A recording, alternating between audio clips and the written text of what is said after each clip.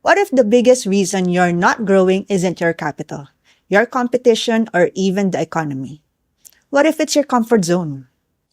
Many people dream of owning a food business, but they stay stuck because they're afraid to start, afraid to fail, or waiting for the perfect time. Today, we're going to talk about why staying comfortable might be costing you the future you want. Welcome to Out of the Oven, where Filipino entrepreneurs share their journey. I'm Grace Parazo, founder of the Bailey Academy. You'll hear from our students, instructors, and inspiring guests to help you grow, not just in business, but in real life. Because if they can do it, so can you.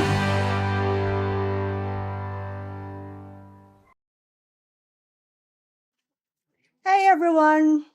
Welcome to another episode ng ating podcast na Out of the Oven. So ngayon, makakasama ko ang aking kaibigan na si Ruthie. She's a financial consultant, no, and a food business consultant. Yan, welcome to the show, Ruthie. Kamusta ka na? Thank you so much, Grace, for having me here in your podcast. Grabe. Parang magkasama lang tayo sa webinar last True. time. Tapos ngayon, eto na, face-to-face na tayo. Mas masaya pag face-to-face. Diba? Diba? Like. Yes. Ay, iba talaga yung energy kapag magkasama, no? Correct. Yan.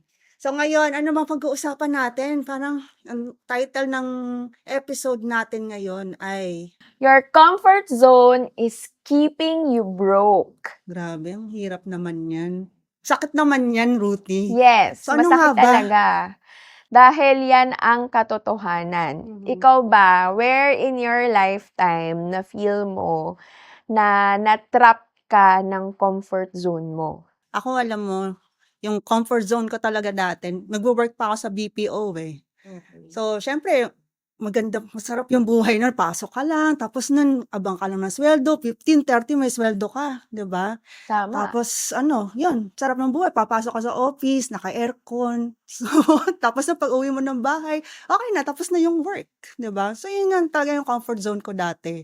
What about you, Ruthie? Same. And siguro yung kinaibahan nung akin, I was with a prestige telco company. Ang ganda nung bago naming office in BGC. Ang ganda ng desk ko. And I'm in the position na ako yung nilalapitan ng tao kasi sa akin sila nagpapa-approve ng mga marketing plans nila, ng network, construction, buildings. And yes, I feel na very comfortable talaga siya. Whereas, doing business, 'di ba, medyo risky. Feeling ko gano'n. So, okay na ako dito.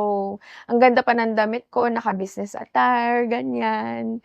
So, mag-u-Uber ako pauwi, alam mo yun. Then matutulog, then magbo-book ako ng flight ko or ano kayang gagawin ko ng weekend, manonood ng sine, makikipag-date.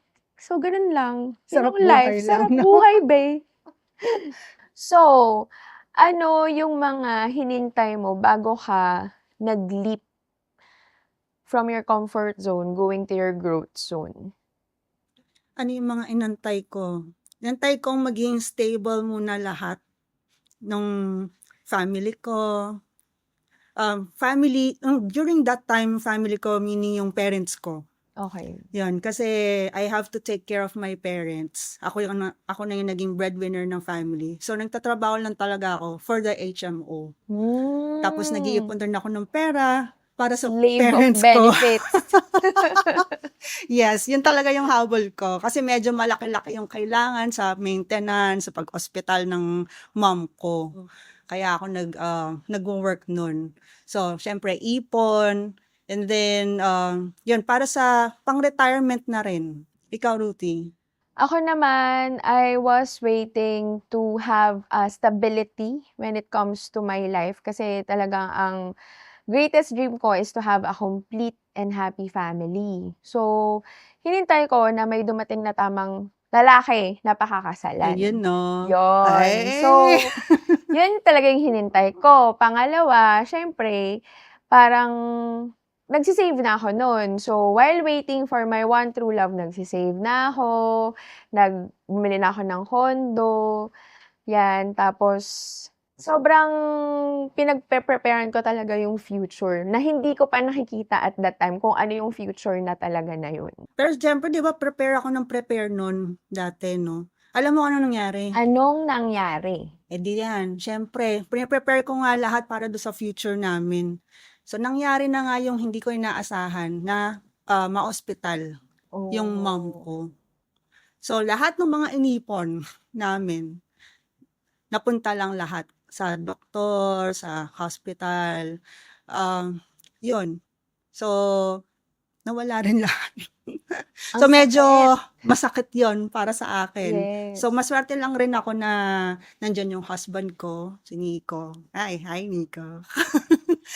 Na pumayag na gamitin yung pera namin as a family para doon naman sa sa parents ko. So, ang ang sad naman ng story na Mm. yan. So, ako naman, medyo happy naman. So, I Mm. finally got to meet my one true love. Hi, Mark! Yan. And yes, we were able to have our first baby. Pero dun talaga nag-kick in. Kasi nag-flashback yung memory ko way back when I was young. Mm. Nung namatay yung kapatid ko due to accident. And that was because my mother and father got separated because of money problems. Imagine, because of money, naghiwalay sila kasi hindi nila kayang tustusan yung mga anak nila. 3 na kami nun, magkakapatid. Parang nagkahiwa-hiwalay kami. Tumira ako sa lola ko. Yung 2 kapatid, tumira sa uncle ko. So, dahil nga yung mga kapatid ko, nandun na sila sa uncle ko, hindi nila akalain na hindi pala na childproof yung bahay. And that was the reason why my brother died because of an accident. So, syempre kalikutan, hinabol niya siguro yung ibon, tas umano siya ng bintana, napakatapang. Feeling niya hindi siya mahuhulog. Ayun, nahulog siya, 5th floor. And yung past na yun, it really haunts me because I'm not with my son. Yung anak ko nasa bahay, ako nasa work. So, yung trauma na, shocks, paano kung may mangyari dun sa anak ko? Hindi ko alam. Yun yung trauma ko. Kaya, that was my decision point to resign from the corporate world. So, Grace, kailan mo na-feel yung growth zone in your life? Actually, nung I decided na mag-resign dahil alam ko naman na hindi forever yung trabaho natin sa corporate, no? So, we have to prepare sa sa future natin. Correct. Siyempre, doon ako lumabas talaga ng comfort zone ko na kailangan gumawa pa ako ng ways, maghanap ng ibang ways on how to earn more. Kasi nakwento ko kanina na yung mom ko, 'di ba, na ospital. Sabi ko parang hindi naman tama to na ganito lang lagi, 'di ba? So ayokong maranasan din ng mga anak ko yung ganun na naranasan ko. Kaya kailangan ko talagang maghanap ng iba pa ng ng mapagkakakitaan. Tama. So nag-start na akong mag-bake at nagbenta-benta sa mga Wow. ka-office mates ko. Tapos yung habang nag-aaral din kasi ako noon, that time, na mag-bake, magluto, napansin ko yung mga classmates ko, they came from different provinces din. Tapos pati yung mga instructors, they go here in Manila just to attend the workshop. IT kasi yung background ko, Ruthie. Nice. Computer engineering. Ang layo, no? Oo. IT. From IT to baking. Oo, 'di ba? So since nasa tech background ako, sabi ko, why don't I bridge the gap between the students and the instructors para for a more convenient way of learning. So yon. So dun na nabuo yung The Bailiwick Academy back in January 2018. Galing. Ayan. The best. So you really have to step out of your comfort zone. No? So kahit hindi pa ako masyadong sure kung paano gagawin yon, tinayo ko na rin siya. Ganun talaga. You just really need to do it. Oo, alam mo ba na naghanap ako ng mga instructors nun, hindi pa gawa yung bailiwick, as in yung platform. Yes. So, kailangan lang talaga lakasan yung loob. Yeah, ako rin nung time na yun, 'di ba nga nakwento ko na meron na kaming firstborn child. So, from that time, I really told myself na kailangan mag-resign na ako. So, plinano ko kailan ko ba makukuha yung financial plan na sinimulan ko 20 years ago. Imagine, meron kasi akong financial plan nun and sobrang sakto, yun yung time na nagde-discern ako, yun din yung year ng maturity niya. So, that fund really gave me a chance to leap from employment going to entrepreneurship. So, syempre, since I'm a CPA by profession, I start my own accounting practice. But alam natin na in accounting practice, basta PRCID ka, hindi ka pwedeng mag-marketing. Kasi bawal sa code of ethics yun. Yun pala yun. Oo. So, ang ginawa ko, nag-isip ako ng isang industry na malapit dun sa industry ko, which is the insurance industry. So, in insurance and investment industry, I can sell, I can market the product that I am selling. So, discreetly, pag nagmi-meet ako din ng client, I also offer our accounting service. So, mahirap siya, Grace, kasi 'di ba, sabi ko nga kanina, while I was with the corporate world, nag-u-Uber ako. Pero nung nag-resign ako, dahil nga gusto kong ma-save yung pera na meron ako, I started commuting again, nagje-jeep ako ulit, tapos nagbabaon ako ng pagkain, hindi lang ako yung nagda-dine out palagi, kagaya nung nasa corporate world. Ako talaga nagpe-prepare lahat para hindi ko magastos ng todo-todo yung naipon ko. So, Ganun talaga dapat no? yes, Mag-a-adjust ka. mag-a-adjust ka talaga from the bottom again. Pero for me, really seeing what we have right now, sobrang worth it. Nung ginawa ko na bumalik ako sa ilalim. Pero this time, I'm building it for my own. This is my own company. This is my own client. And yung, siguro wala pa akong kasing laki ng building nung employer ko, okay lang. At least meron na akong bahay, di ba? Yun, meron na akong bahay. Ika nga nila, malayo pa, pero malayo na. Yes, tama ka dyan, di ba? And look at you now, ang layo-layo na nga ng narating mo ngayon, di ba? Yes. Pero going back do sa time na yun, kailangan mo talagang magtiis no? Alam mo, akala ko dati na pag nakapag-business na ako, sarap buhay na kasi ako boss eh. Di ba? Hindi. Pero hindi pala. Lahat ikaw. Oo nga. Akala ko mayroon ng yung time para sa Correct, sarili. time freedom. Oo, may time freedom na. Pero hindi pala. Tapos etong nag-business na ako, parang naisip ko na, parang ang sarap ulit maging empleyado. Pero parang limited ka lang rin kasi. Correct. Diba? Wala nang balikan. Oo. Yes. So, Ruthie, talagang growth begins when you step out of your comfort zone. Tama? Yes. You really need to start from the bottom. And hindi mo man alam kung ano yung future, you just need to go through it. And stick with your vision. Kasi yung vision na yun, kapag wala ka nun, wala ka rin talagang mapupuntahan.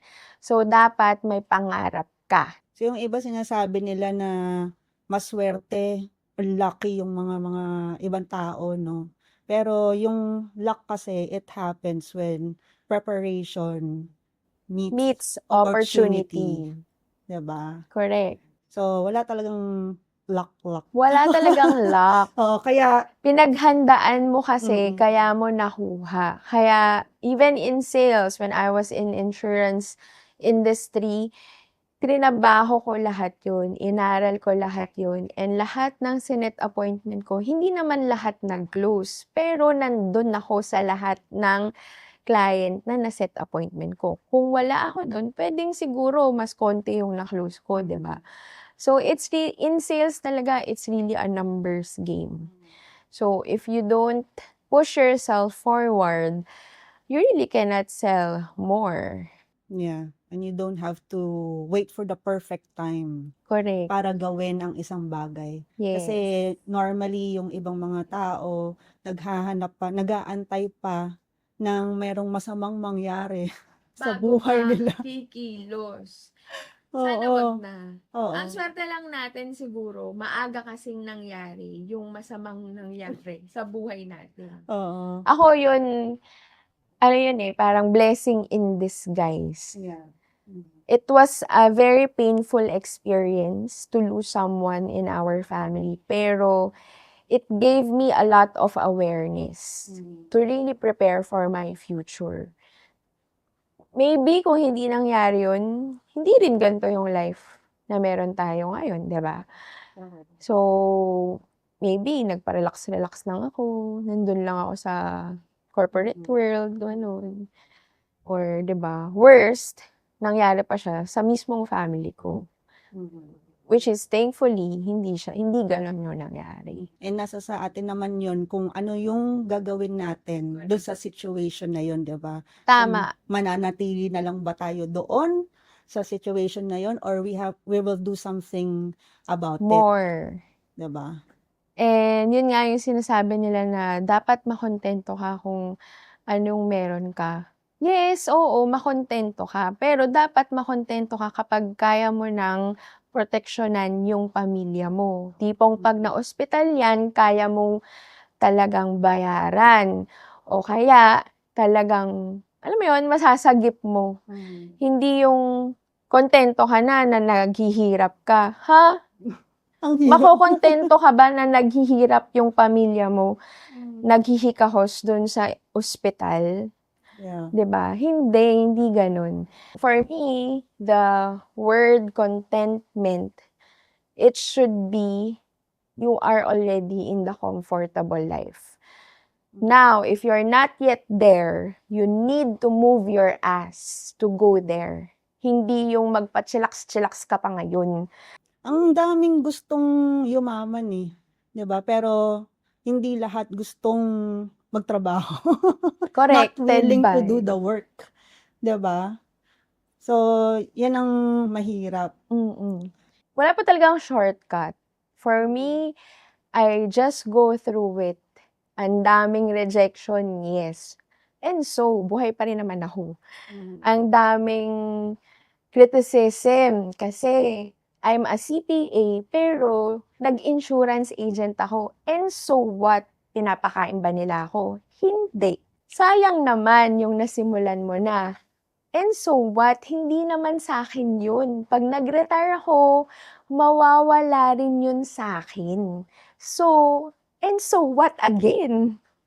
Diba? Oo. So, wala na takeber na tayo sa mga sasabihin ng ibang mga tao. Correct. Diba? Because our life is our life. How you want to have it, you can do it.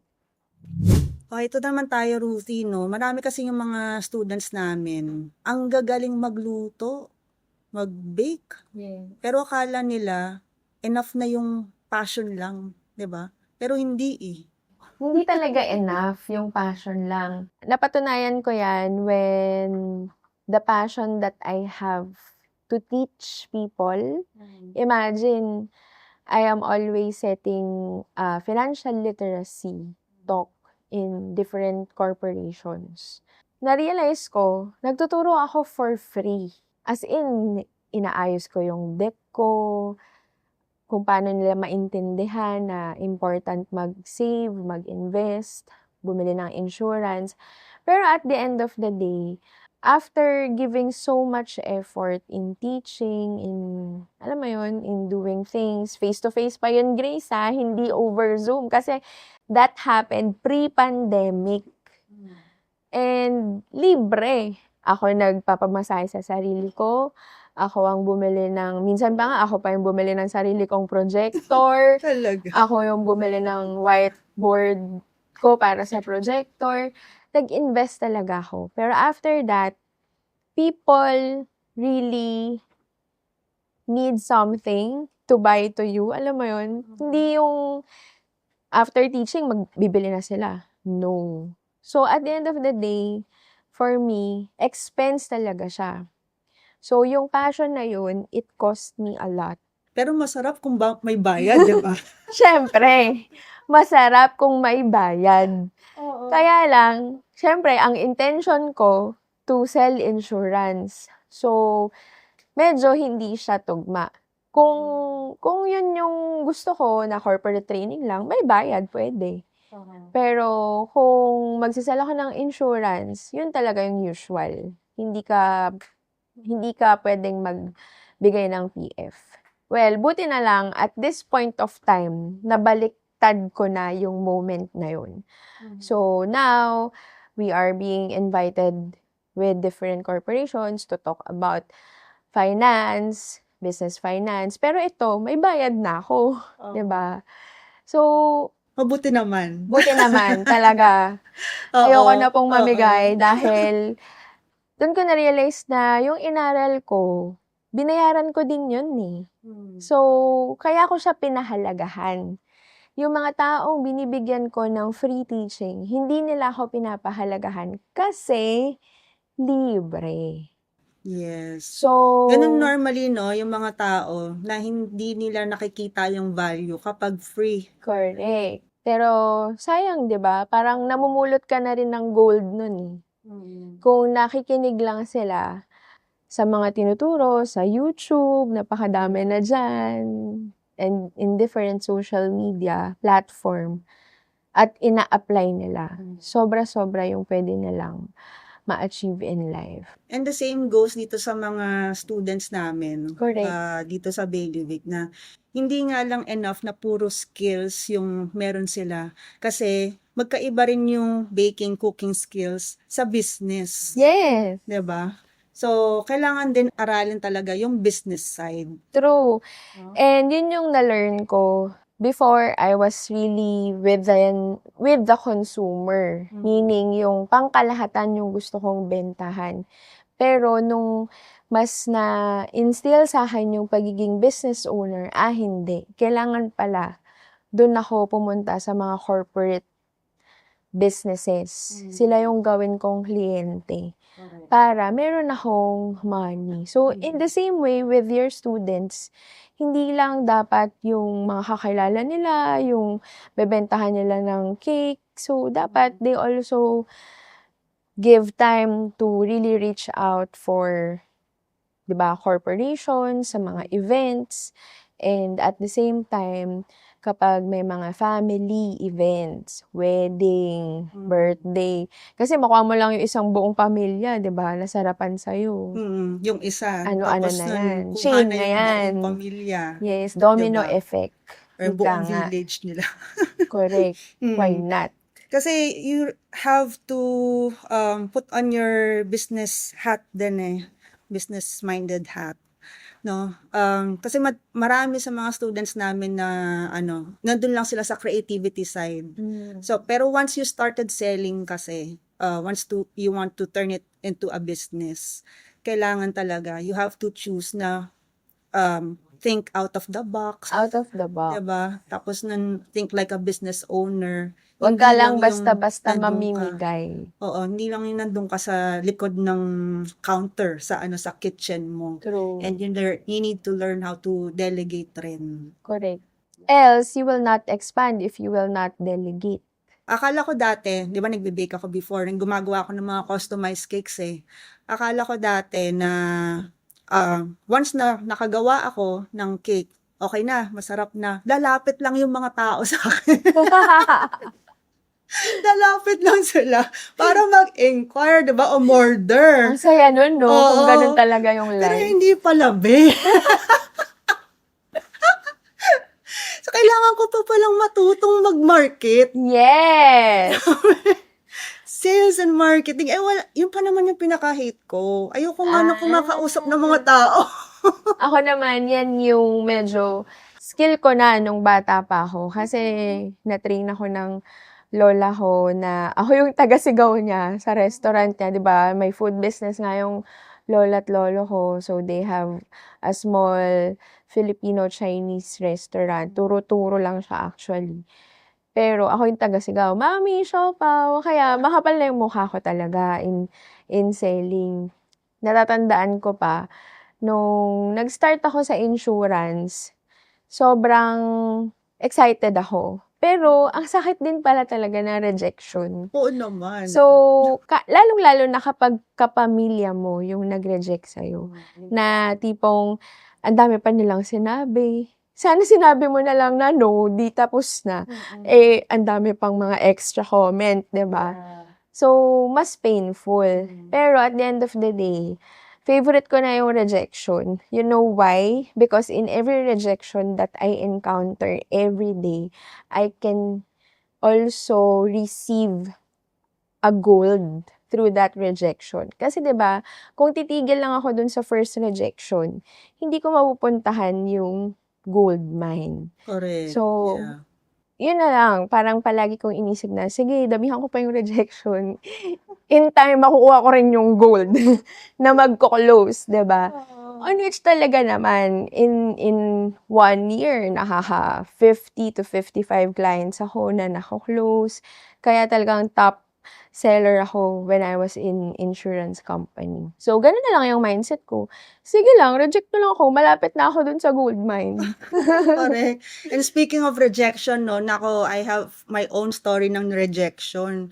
Kasi nung nagsisimula pa lang ako dito sa The Bailiwick Academy, eh, di ba introvert ako? Nahihiya akong mag-approach doon sa mga instructors. Yun yung pinakamahirap dito sa journey ko, no, na maghanap ng mga instructors to join me sa Bailiwick. Pero nilakasan ko yung loob ko na umattend nung isang anniversary event sa Bake Happy Manila, sa baking group. Ako lang mag-isa pumunta doon. So as an introvert, ang hirap nun para sa akin na pumunta doon mag-isa. Tapos in-invite ko yung instructors Lahat doon. na kilalang Oo, instructor. na mga kilalang instructor doon. Then, syempre, no ang sagot sa akin. Oh. Eh kasi ba naman, hindi pa gawa yung Bailiwick. Correct. Ini-invite ko na sila. O di ba ang lakas ng loob ko? Kapal ng mukha ko nun, no? Pero at least na-start mo siya, di ba? Oo. And then after several na follow-up sa kanila, Correct. yan, pumayag na rin. Yes. And that's the start. Nung pumayag yung isa, nagsunod-sunod na. Si Chef Jimbo de Panadero pa yung unang pumayag sa akin na instructor. Kaya thank you, Chef Jimbo. Woohoo! Ay nako, totoo yan, no? Sabi nga nila, you need to have fifth touch bago mo makuha yung yes in one appointment. And usually, dun sa 9th follow-up mo, makukuha yung closing. So, imagine kung nag-stop ka pa lang dun pa lang sa first rejection, second rejection, kawawa ka na. Hindi mo na trinay ng trinay. Ako talaga naniniwala ako dun sa try and try until you succeed. Talagang yung motto na yun, sobrang totoo talaga siya in real life. Kaya pala, bata pa tayo, di ba? Yun na yung sinasabi sa atin. Try and try until you succeed. Yan, kasi itong hirap dito sa ibang mga tao naman, na yun nga, first pa lang give up na. Correct. Nakikita ko yan doon sa mga student namin. Yung iba, hindi pa nagtatry talaga. Pinanood pa lang yung video, tapos nahirapan doon sa procedure, sa process. Wala Ayaw na. na. At as in, hindi pa binubuksan yung oven or yung stove. Wala na, give up na agad. Parang ano rin, sa world ko, syempre 'di ba, every business owner needs to have compliance, needs to have tax, accounting, HR. So, kung dun pa lang sa preparation ng food business ayaw na nila, paano pa yung mga sinabi ko, 'di ba? Kung gusto mo talagang lumaki as a business owner, you need to go through these things and you really need to embrace it. Maybe not in just one day, but one step at a time. So, hindi mo mamamalayan after 1 month na-embrace mo na yung compliance. After the second month, na-embrace mo na yung tax. After the third month, na-embrace mo na yung human resource. 'Di ba? Kasi hindi ka dadami, hindi rin dadami yung sales mo kung hindi dadami yung tao mo. Pero alam mo, Ruthie, hindi rin naman kasalanan ng mga tao yung ganon na matakot sila sa unang Correct. tingin pa lang, 'di ba? Sa first Yes. rejection. Kasi wala rin naman kasing nagturo sa kanila Yun on nga. how to do it, 'di ba? So, kaya naman nandito tayo Yes. nandito kami sa Bailiwick, no? The Bailiwick Academy para tulungan yung mga students natin. Nagpa-podcast tayo ngayon, video-video tayo to give awareness sa kanila na merong way, 'di ba?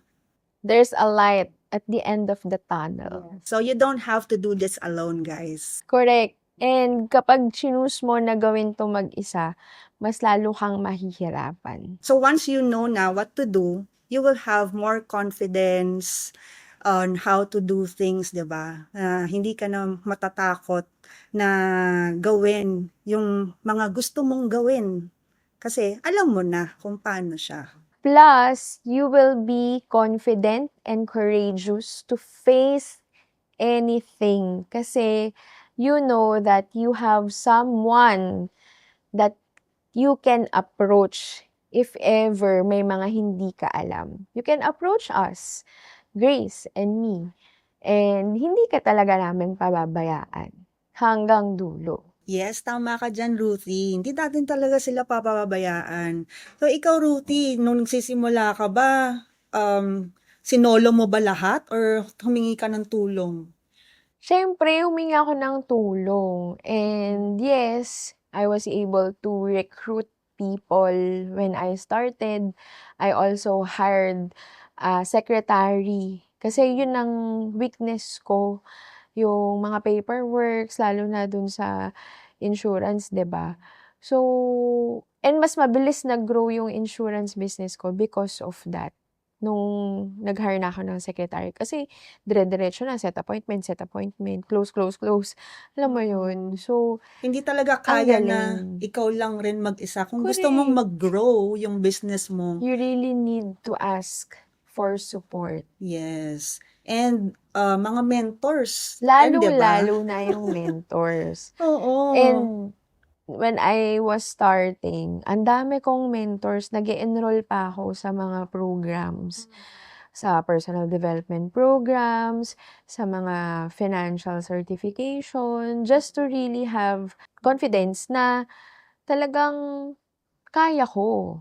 'Di ba? Kasi nung 'pag nag-start ka, nandun pa yung fear, doubt, worry, na parang baka mali yung ginagawa ko. So, you really need to ask for feedback. Paano kung wala kang mentor? Paano ka hihingi ng feedback?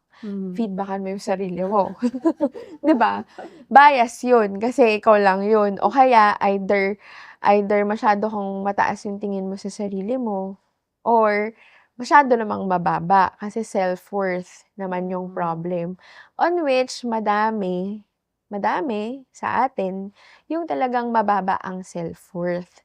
Kaya sila natatakot magnegosyo, kaya sila natatakot na mag-step up in their life kasi feeling nila hanggang dun na lang sila. Akala ko nga rin dati na yung sinabi mo kanina na kaya ko na lahat. Ganun ako nagsimula. Kaya ko na yan.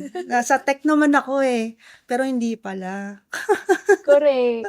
Ang hirap niya ha. Ang dami kong kailangang aralin. Kaya I really need the help of mentors na who's been there na para hindi ko na maulit yung mga pagkakamaling nagawa nila, 'di ba? Matuto na ako sa mga pagkakamali nila, hindi ko na ma-apply dun sa business ko, Yes. 'di ba? And alam mo ba, Grace, yan yung isa sa na nasa akin, obedience. Obedience is the key to success. Kasi ako, naniniwala ako palagi sa mga mentors na nagtuturo sa akin na they mean good things for me. Yeah. They have a good intention to support me. And at the end of the day, pag inisipan pa natin sila ng masama, 'di ba? Parang ano ka ba? Hindi naman 'yun para sa kanila, para sa iyo 'yan. And totoo siya kasi when I embrace it, I am very obedient. Mas mabilis yung growth ko, yung success ko. Kasi siguro, yun talaga yung na-instill sa akin. 'Di ba sabi ko nga, lumaki ako na walang magulang. So, yung hunger to receive learnings, to receive nurturing, is really on me. Kaya kapag may mga mentor na tinuturuan ako, sobrang na-appreciate ko yan sila. Kasi I look up to them as my parents, as my father or mother. Kasi without these mentors in my life, naku, ang labo na siguro ng buhay ko, Grace. Kasi imagine, 'di ba, lumaki ako sa lolo't lola. Eh, yung generation gap, sobrang laki. Tapos, yun nga, hindi naman ako pinalad na college graduate yung mga magulang ko. No, they're not even high school graduate. But yes, I know that they love me. But they can only love me from the level of what they know. Alam natin na yung buhay, hindi mo kailangan i-explain yung past mo sa mga tao na, ito kasi yung past ko, wala akong nanay at tatay. Hindi. I-judge ka niyan kung sino ka, kung nasan kang level. And I felt that when I was in corporate world. Na, syempre, hindi naman ako graduate sa big 3 schools, 'di ba?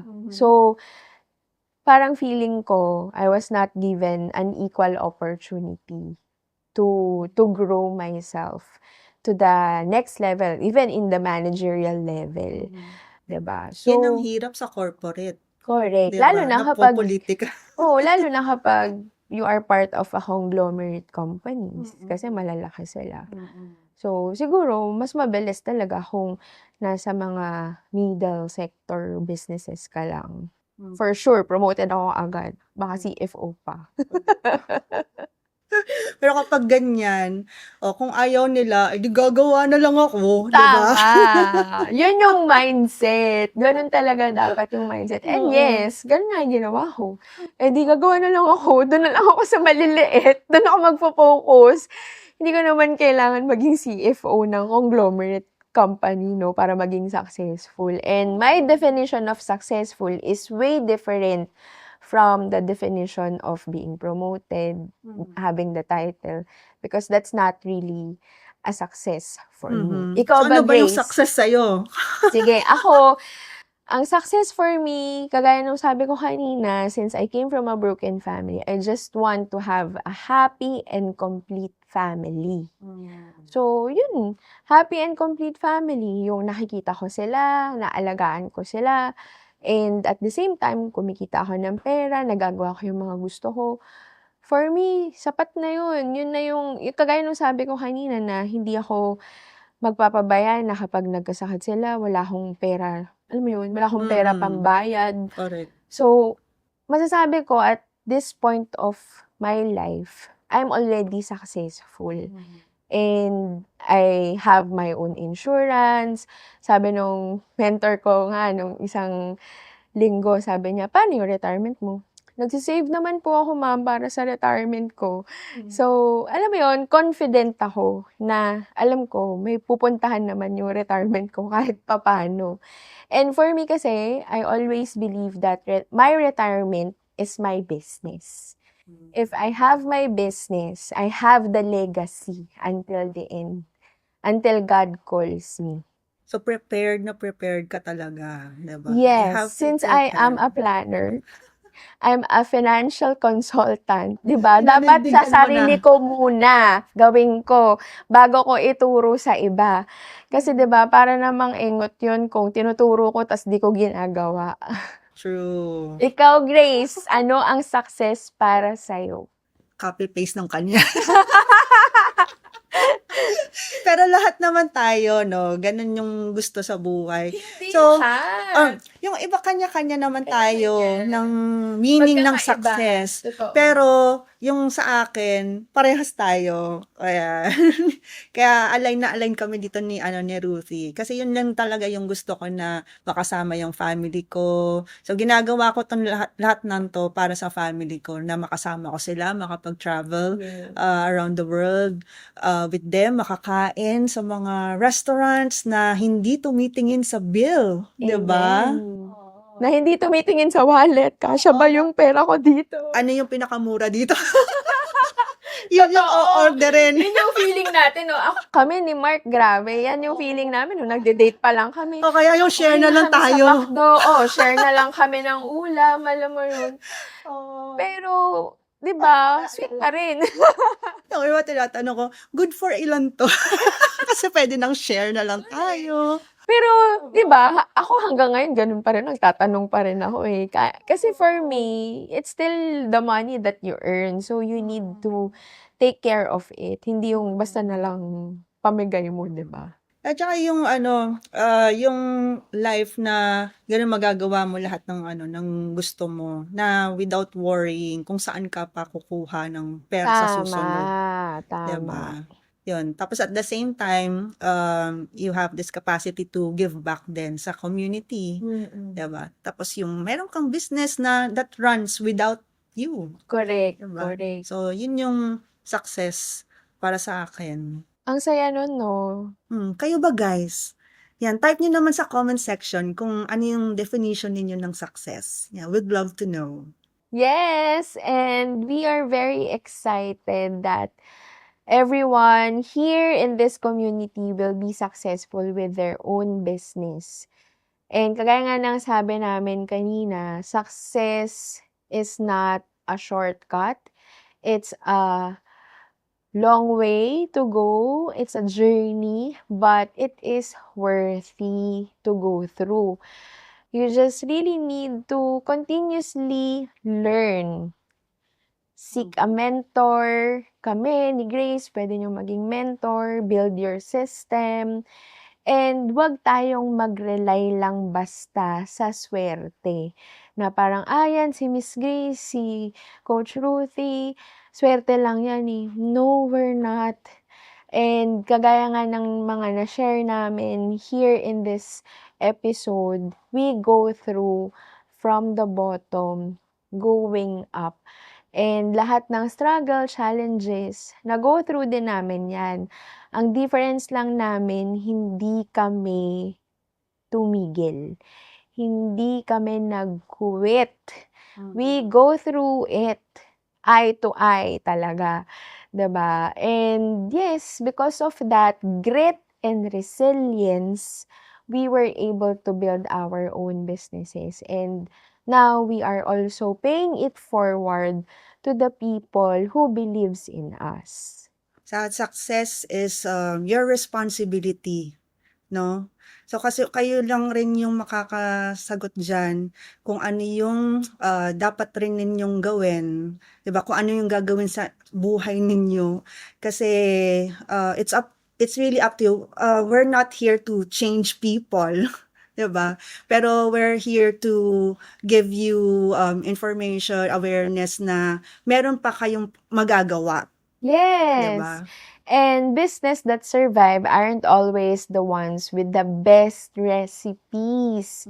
Kasi marami akong kakilala masarap magluto, pero hanggang cook pa rin sila hanggang ngayon.